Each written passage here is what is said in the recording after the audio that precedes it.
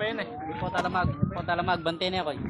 Mula sa malayo, kita ang makapal at maitim na usok sa bahaging ito ng Barangay Lourdes sa Bamban, Tarlac.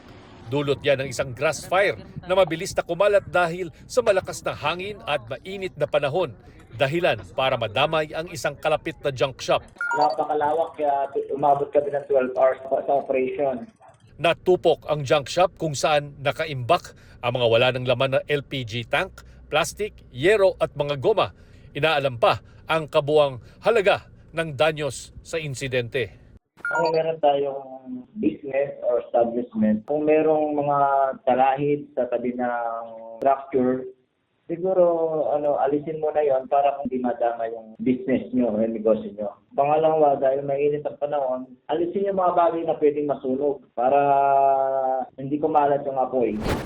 Sa gitna naman ng dilim, kitang-kita ang lawak ng sunog sa Mount Mogaw sa Tadyan Mountain Province. Dahil hindi madaling puntahan ang lugar, walang magawa ang mga tauhan ng Bureau of Fire Protection. Bagaman idineklara ng fire out ang sunog, binabantayan pa rin ng mga otoridad ang sitwasyon.